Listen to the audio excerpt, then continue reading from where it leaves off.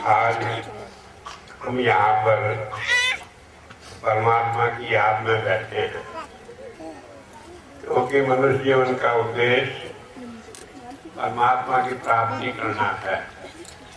अगर हमने दुनिया में सब कुछ प्राप्त कर लिया और परमात्मा की प्राप्ति नहीं की तो सारा जीवन व्यर्थ चला गया। अरब खरब लो द्रव्य हो, उदय अस्लो राज, बिन भक्ति भगवान के सभी नरक के साथ। कि हमारे पास अरबों रुपया हो जाए, सारी दुनिया का राज हमारा हो जाए, लेकिन हमने परमात्मा की भक्ति नहीं की तो नरकों में जाना पड़ेगा, उसे छुड़ाने वाला कोई नहीं है। इसी तरह ईसाइयों के यहाँ भी बाइबल में कहा है, What does it profit a man if he gains the possessions of the whole world and loses his own self?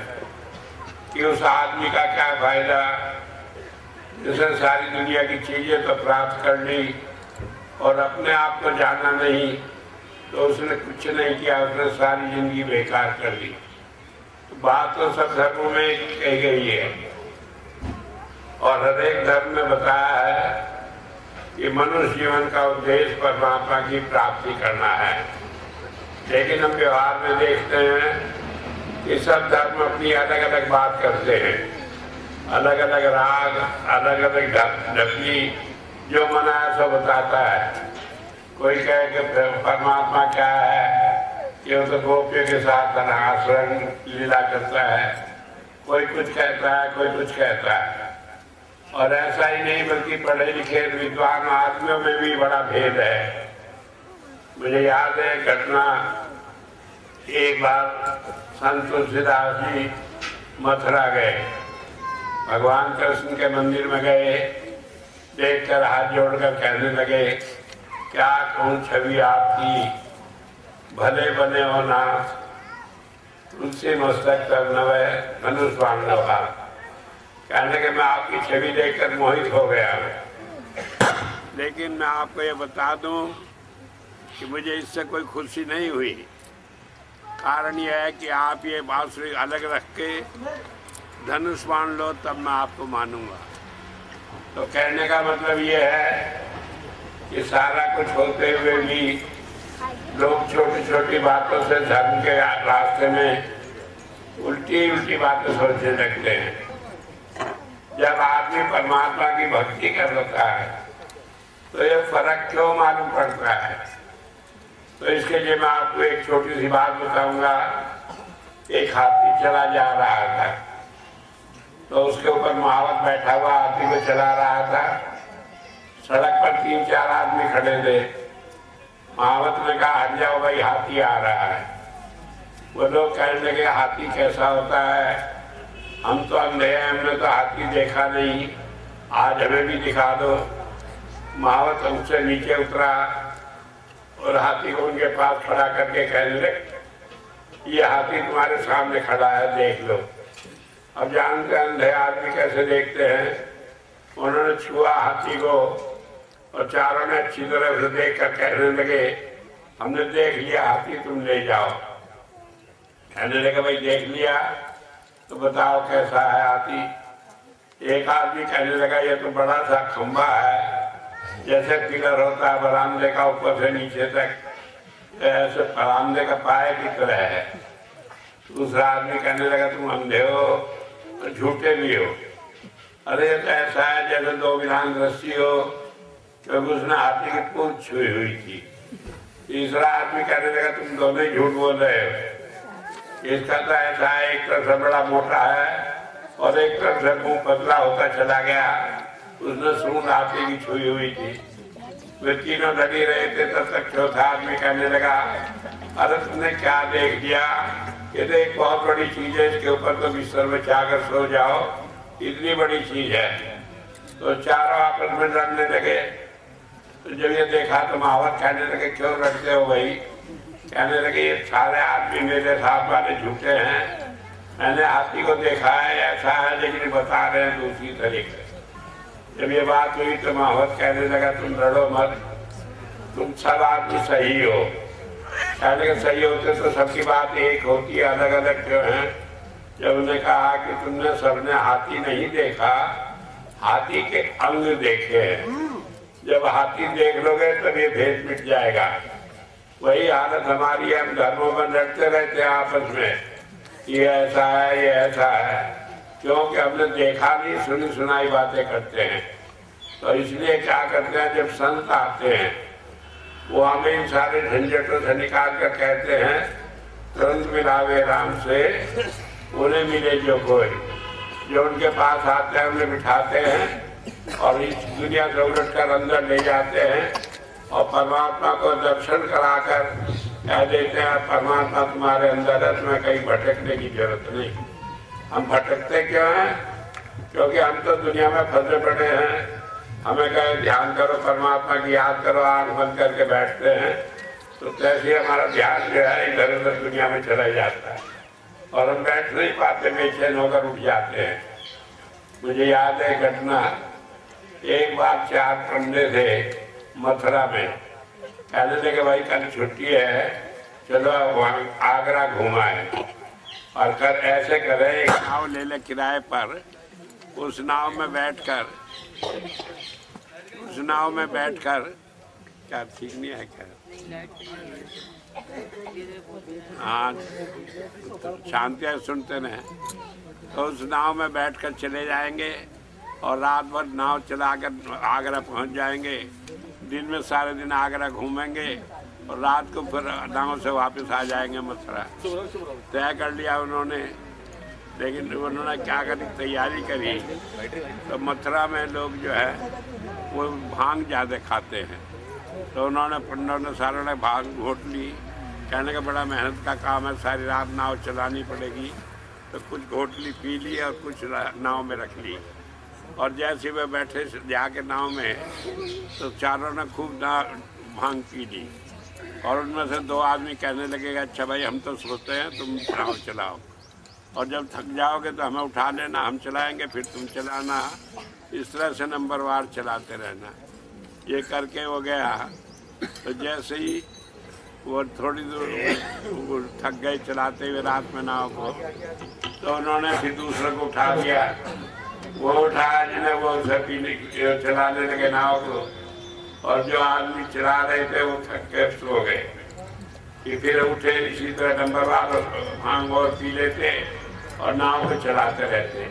सारी रात नाव चलाते रहे।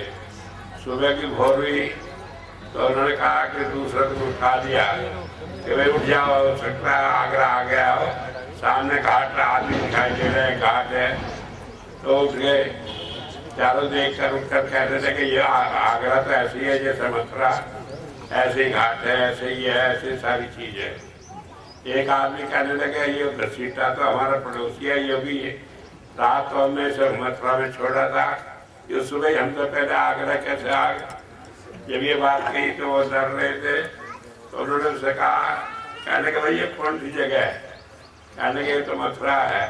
कहने के मथुरा क्यों? अब तो सारी रात नाव चलाए और तुमने इतनी मेहनत की सुबह तक, अब तक मथुरा क्यों है? कहने का अच्छा मैं बताता हूँ। उन्होंने कहा तुम सब लोग आके नाव में बैठे थे चलाने के लिए, ये नाव का रस्सा खूंटे से बंधा हुआ था, तुमने किसी ने उसे खोदा कि नहीं? कहने के खोदा तो नहीं। कहने के फिर नाव कहाँ से चलती? सारी रात मेहनत भी की, पानी में छप भी करते रहे, लेकिन नाव चली नहीं क्योंकि खूंटे से बंधी थी। वही हाल हमारा है।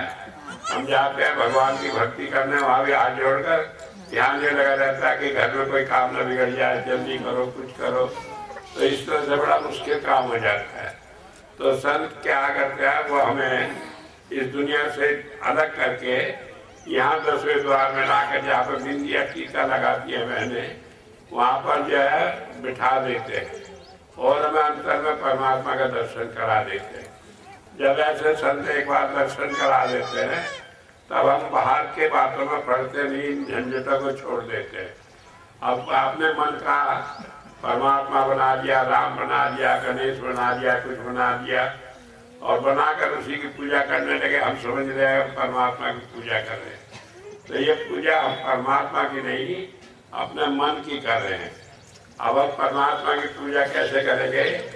या कोई प्रभु प्राप्ति योगी मिल जाए, कोई ऐसा संत मिल जाए जिसने परमात्मा को देखा हो, वही हमें दिखा सकता है। महाराज जी कहा करते थे कि अंधा अंधे को रास्ता बताएगा तो दोनों खड्ड में गिरेंगे। तो इसी तरह से अगर हम परमात्मा की प्राप्ति करना चाहते हैं तो हमें किसी संत की शरण में जाना पड़ेगा। मनुष्य जीवन का इसीलिए उद्देश्य बताया है, प्राप्त करना है परमात्मा को, और ये हम प्राप्त कर सकते हैं किसी संत की मदद से। क्यों कर सकते हैं? क्योंकि उसने परमात्मा को देखा है तो वो हमें दिखा सकता है। जिसने देखा नहीं वो क्या दिखाएगा? आज सब लोग महात्मा बने फिर रहे हैं, तरह तरह के ढोंग करते हैं, तरह तरह के नाटक करते हैं, लेकिन परमात्मा के नाम पर सब खो रहे हैं। जब मैं शुरू में महाराज जी के आदेश से काम शुरू किया तो एक बार एक महात्मा मिले, मैं उनसे कहने लगा, मैं एक बात बताओ भाई, महात्मा बनने के लिए क्या है सिर मुंडाना, कपड़े गेरुआ कपड़े पहनना जरूरी है? तो कहने लगे जी अब तो हमारा आप एक ही मत के हो गए, तो सच्ची बात बता दे। मैं बताओ सच्ची बात क्या है? कहने लगे सिर मुंडाए 3 गुण, मिर्जा से की खाद, खाने को हलवा मिले तो क्या हमारा। ये सच्चाई तो यह है कि दिखावा है, खाली ढोंग है और कुछ नहीं है। सिर मुड़ाओ या न मुड़ाओ, कोई से कपड़े पहने, इससे कोई परमात्मा की पहचान नहीं है इसने पा लिया। परमात्मा तो हमारे अंदर है। जब हम बाहर से हट जाएंगे, अंदर में जाएंगे, तब हम उसे प्राप्त करेंगे। उसे हमें कोई संत प्राप्त करा सकता है। सवाल है ऐसे संत को हम कहाँ ढूंढने जाए, कहाँ वो हमें मिलेगा? तो पहली बात तो बताइए है कि संत की कोई बाहरी पहचान नहीं होती। आप कह लेंगे उसके बाद तिल होता है, उसके हाथ में ये होता है, चक्र होता है, वो होता है, दुनिया भर की बातें, ये सब बनावट है, ऐसा कुछ नहीं होता। संत जो है वो हमें बिठाकर हमारे को अंदर जोड़ देता है, परमात्मा के साथ दुनिया से हटा देता है, ये उसकी विशेषता है। दूसरी बात यह है वो हमें बिठाकर जब अंदर ले जाता है तो कभी साहब ने कहा पर्दा दूर करे आंखन का, निज दर्शन दिखलावे, साधो सो सतुर में पावे। कि हम आंख बंद करते हैं तो अंधेरा हो जाता है, तो वही अंधेरे को दूर करके अपना दर्शन हमें दिखाता है, अंतर में दर्शन कराता है, तब हमें विश्वास बढ़ता है, तब हम जानते हैं कि हाँ ये संत है। एक बार 1993 में अमेरिका गया है, तो वहाँ न्यूयॉर्क शहर में एक आश्रम था, एक हिंदुस्तानी थे पंडित जी, वो यहाँ पर उनका काम धंधा कुछ चलता नहीं था तो अमेरिका चले गए। वहाँ जाकर उन्होंने लोगों को ढोंग बना कर, कपड़े पहना कर, मंत्र जप कर देकर अनुचेले बना दिया, बहुत सारे हो गए। तो हमारा किसी आदमी को पता लगा, उसने कहा स्वामी जी आ रहे हैं, आप यहाँ प्रोग्राम रख लें। उसने कहा बड़ा अच्छा है, रख लो, कुछ कह जाएंगे तो मेरा भी असर पड़ेगा लोगों पर। तो जब गए तो मैंने कहा जब तक आप अपने अंतर में परमात्मा को नहीं देखते तब तक काम नहीं चलता। और परमात्मा के देखने की विधि जो है वो ऐसे होता है जैसे जीते जी मरना। क्योंकि गुरु नानक देव जी महाराज ने कहा जीवत मरे मरे पुनि जीवे, नानक ऐसा जो कमाए। जो जीते जी मर सकता हो, मरकर तुरंत जिंदा हो सकता हो, उसे संत कहा है, उसे योगी का। तो इसीलिए संत महात्माओं ने हमेशा यही बात कही है। संत अगस्तीन में उसने कहा आई डाई डेली, मैं तो रोज मरता हूँ और रोज इस शरीर से ऊपर जाता हूँ और रोज फिर अपनी मर्जी से नीचे आ जाता हूँ। मैं तो कोई मरने से मुझे कोई डर नहीं। और दूसरे संत ने कहा जिस मरने से जग डरे मेरे मन आनंद है, कब पाऊँ कब मरूँ कब पाऊँ पूर्ण परमानंद। कहने लगे जब मैं मरूंगा जाकर परमात्मा में लीन हो जाऊंगा, मुझे डर नहीं लगता। और वो हमें यही विद्या सिखाता है। जब संत हमें ये विद्या सिखाता है, शरीर से ऊपर आते हैं तो हमारा एक डर निकल जाता है, फिर हमें मरने से डर नहीं लगता। आगे गुरु हमारे साथ हो जाता है।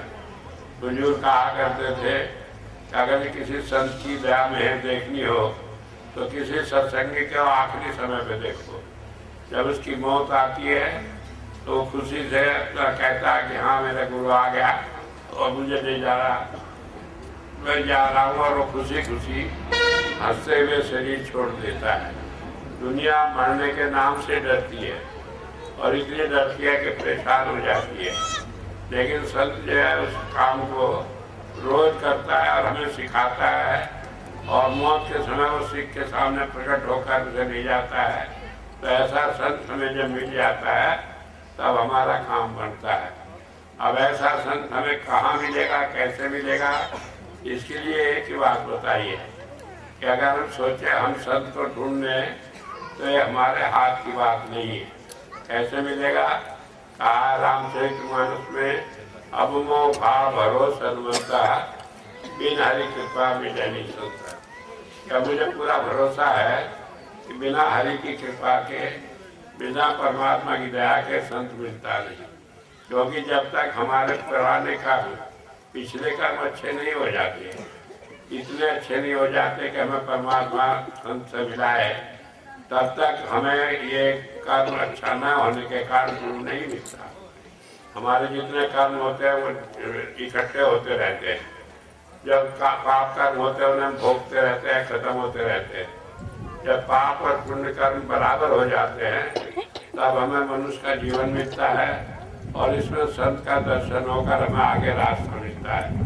उसके बताए हुए रास्ते पर हम चलते हैं तो पाप खत्म होते जाते हैं और हम परमात्मा में चले जाए तो मिल जाते हैं, हमें फिर जन्म मरण में आना नहीं पड़ता, और इस तरह से हमेशा के लिए हमें मोक्ष प्राप्त हो जाता है। जिसे हम कहते हैं हमें छुटकारा मिल जाता है, निर्वाण मिल जाता है, फिर हमें दुनिया में आना नहीं पड़ता। और ये काम संत इतनी आसानी से कराते हैं कि जिसका हम अनुमान भी नहीं लगाते। जब हम उनके पास जाते हैं उनको हमें नाम दान देते हैं। नाम का परमात्मा के रूप को हमारे अंदर दिखाते हैं, और उसे देख लेने से हमारा मन वहाँ रुक जाता है, फिर उधर भटकता नहीं। फिर हम दुनिया में जिसके देखो उसी की पूजा करते फिरते हैं, ये सब छूट जाती है। कहा जब वो रस आवे तो ये रस न भावे। जब वो अंतर का आनंद आता है तो बाहर की चीज़ों में हमारा मन लगता नहीं, फिर ये सब बाहर के ढोंग ढकोसले, ये बाहरी पूजा जो है सब छूट जाती है, और हम हर घड़ी परमात्मा के ध्यान में लगे रहते हैं। इसी के लिए कहा मीरा भाई ने, मैंने राम रतन धन पाया, कि राम का जो धन है वो मैंने पा लिया है। वस्तु अमोलक दी सदगुरु ने, गुरु ने मुझे वस्तु अमोलक दे दी कि जिसका कोई मोल नहीं, जिसका कोई अंदाजा नहीं। लेकिन ये मिलती कैसे है? जब हम श्रद्धा भाव से गुरु के पास जाए मिलती है। मैं उदाहरण है, और एक व्यक्ति गुरु जी के पास गया और जाके कहने लगा कि कैसे हम नाम दें, तो उन्होंने बता दिया, बड़ा आनंद मिला। वो चलते रही तो वहाँ के राजा ने भी सुना, कहने के ऐसे वहाँ पे जाने से ये हो जाता है। लेकिन राजा था अपना, उसे अपना अपमान था तो बहुत बड़ा है, तो दिन में तो हिम्मत नहीं करी। रात में गया और चुपचाप रात को 12 बजे जाकर कहने लगा कि मुझे नाम दान दे दो, मुझे आपकी बड़ी दया है, मुझे कुछ दे दो। और वो कहने लगे जब नाम दान देना था तो दिन में आते भाई, अब कौन सा टाइम था। और कहने लगे कि बस ऐसे ही, दिन में तो फुर्सत मिलती नहीं, इसलिए मैं रात को ही चला। लेकिन संत तो जानते हैं मन की बात। उन्होंने क्या किया कि एक लोटा रखा था वहाँ, तो उसमें कुछ पानी था, चमड़ा भिगोया हुआ था, तो उसका पानी था, वो लेके उसे कहने लगे अच्छा ले प्रसाद ले। अब वो जब देखे तो वो परेशान हुआ राजा, कहने लगे तो इसने बेईमान ही बिगाड़ दिया। और जैसे तैसे बहाना करा, हाथ दिया और उन्होंने दिया, कहने लगा तो बहाना करके और कपड़ों में चला गया पानी, लेकिन पिया नहीं।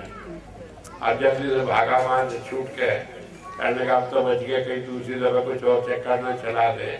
तो आया, घर आके देखा उसने कपड़े चमड़े के रंग से रंगे, तो उसे बड़ा हुआ कि सुबह रानियाँ दूसरी लोग पूछेंगे ये सब क्या हुआ। तो रात में उसे बुला गए, नौकर ने कहा धोबी को बुलाया, कहने के इसे साफ करके सुई ला दिया कपड़े। और वो जाके धोबी देखने लगा तो उसने देखा क्या, ये तो जल्दी क्या राजा ने कहीं दावत वगैरह खाई होगी, कपड़ों में ढकी मिठाई, तो उसे चूसने लगा। जैसे वो चूसता रहा तो उन्हें खाया तो उसकी आँख खुल गई और उसे सब कुछ मालूम हो गया। तो कपड़े लेके सुबह आया और राजा के पास, कहने के राजा जब तुम्हें विश्वास नहीं था तो तुम क्यों गए थे वहाँ पर संत के पास? कहने क्या मतलब? कहने को वहाँ तुम गए, तुमने बहाना किया, उसे प्रसाद दिया, तुमने ऐसा धोखा करके गिरा दिया, ये कपड़ा में गिर गया, बहाना करके चले आए, तो क्या मिलना था? कहने के तुम्हें कैसे मालूम? कहने के जो कपड़ा में तुम्हारे लगा था उसी से मुझे ये सब चीज़ मालूम पड़ी, मैंने उसे चूसा तो उससे मालूम पड़ा। जब ये बात हुई तो कहने लगा कि मैं तो बहुत गलती करी। तो राजा दौड़ा दौड़ा गया वहाँ पर, जाके कहने लगे उनसे, रविदास जी से कहने लगे, भाई ये तो बड़ा गजब होगा, मैं गलती करती, मुझे आप दे दो, जो आपने प्रसाद दिया था वो मैं लापरवाही कर गया, वो तो बेकार हो गए। कहने लगे भाई जब तुम्हारे भाग में था जब तो तुमने दिया नहीं, अब तुम्हारे भाग में नहीं है तो कहाँ से मिलेगा? अब तो तुम्हें मेहनत ही करनी पड़ेगी तब होगा।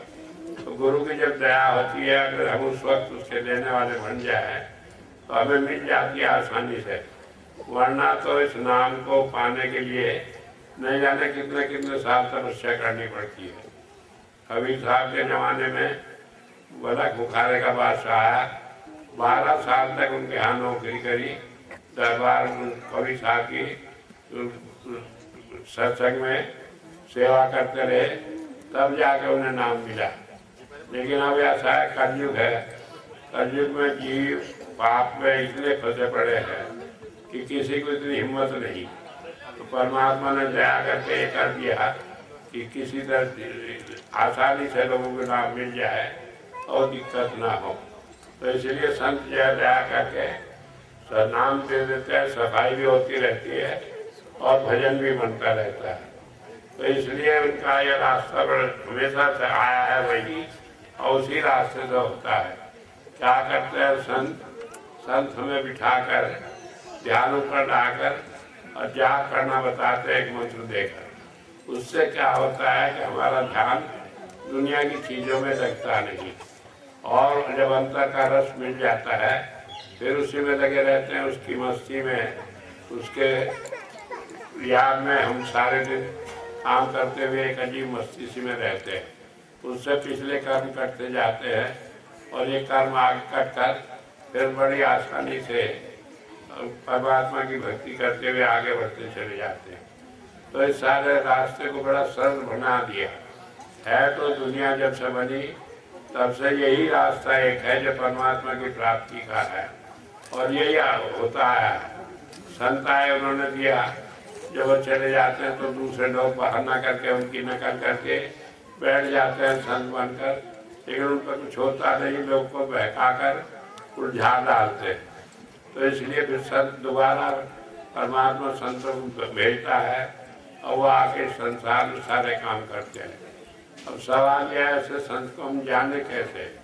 तो ये हम जान नहीं सकते, हमारे अपनी हिम्मत नहीं कि हम उसे जाने। वैसे जो कहा करते थे कि वो अपनी मेहनत की कमाई करके खाता है, किसी से कुछ लेता नहीं, किसी बाहरी कर्मकांड में उलझाता नहीं, परमात्मा के सिवाय किसी की भक्ति की बात नहीं करता, वो किसी कर्मकांड में नहीं उलझाता। वो नहीं कहता कि गंगा स्नान को जाओ, तीर्थ यात्राएं करो, दूसरा काम करो। वो मना भी नहीं करता, क्योंकि वो कहता है जो जहाँ लगा है अगर उसे जबरदस्ती वहाँ से हटाओगे तो वहाँ से भी नहीं हटेगा और इधर से भी हट जाएगा। फिर ये सोचेगा कि हमें हटाया जा रहा और हमें एक नई बात बताई जा रही। लेकिन वो कहता है कि जब अंदर का रस आने लगता है तो सारी चीज़ें बाहर की भुला कर इसमें लग जाता है और फिर और परमात्मा की प्राप्ति करता है। अब सवाल है क्या उसे मिलता है, कैसे वो प्राप्ति करता है। हमारे यहाँ बताया है हिंदुओं में और दूसरे धर्मों में भी, दूसरे धर्मों में भी कि 33 कोटि देवता है। हमारे यहाँ जिसका मतलब लोग गलती से लगाते हैं 33 करोड़ देवता है, कोटि को करोड़ समझते हैं। वैसे कोटि का एक अर्थ करोड़ भी है। जैसे कहा 33 कोटि 33 करोड़ लोग लगाते हैं, लेकिन कोटि का एक मतलब है श्रेणी, जैसे उच्च कोटि का विद्वान कि उच्च श्रेणी का विद्वान। तो श्रेणी है 33, 12 प्रकाश की, 11 नाग की, 8 सोम की, 1 संत और 1 परमेश्वर। इस तरह से ये 33 श्रेणियां हैं। तो 12 श्रेणी जो होती है प्रकाश की, 12 तरह की रोशनी हमारे अंदर होती है। एक होती है अग्नि जैसी, जैसी आग जलती है वैसी रोशनी होती है। एक होती है उषा जैसी, जैसे सुबह को सूर्य निकलता है तो स्वच्छ लाली होती है, स्वच्छ होती है। एक हिरण्य जैसी, जो सोना होता है, स्वर्णिम रोशनी होती है, ऐसा होता है। एक प्रकाश ऐसा नीला, जैसा आसमान हो ऐसा होता है। एक ऐसा होता है सूरज जैसा तेज धूप। और इस तरह से कुल मिलाकर 12 तरह के प्रकाश होते हैं।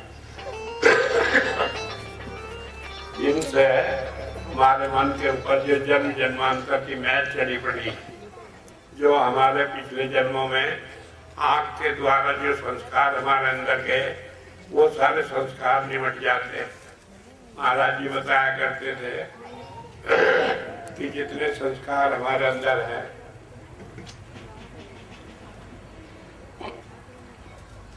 उनमें से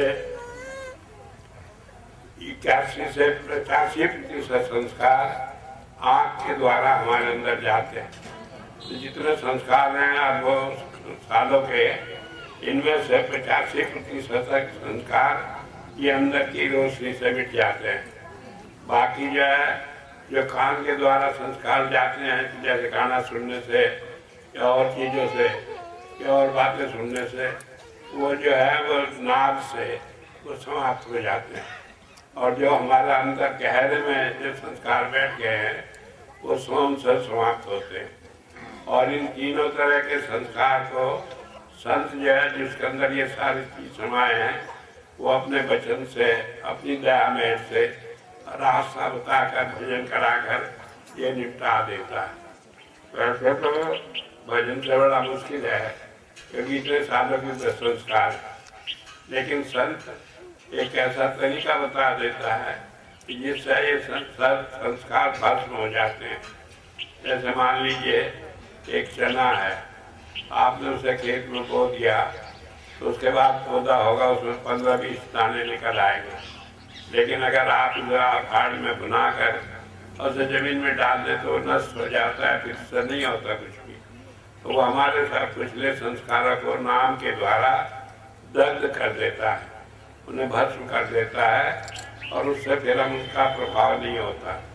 और इस तरह से धीरे धीरे करके हमें संभाल करता हुआ ले जाता है। हमारे जो कर्म है वो भुगताता है और सहारा दिए रखता है। अभी साहब ने कहा गुरु कुम्हार श्री कुंभ है, गड़ गड़ का देखो, अंदर हाथ उभारता बाहर देता चोर। जैसे कुम्हार है वो घड़ा बनाता है, तो घड़े को बनाकर अंदर उसमें हाथ लगाकर बाहर खप्सी से पीट कर गोल करता रहता है, जहाँ उसमें कमी हो वो ठीक करता है, लेकिन न तो खोट छोड़ता है और न टूटने देता है घड़े को। ठीक इसी तरह संत सहारा देकर हमारे कर्मों को भुगता भी देता है और सहारा भी दिए रहता है।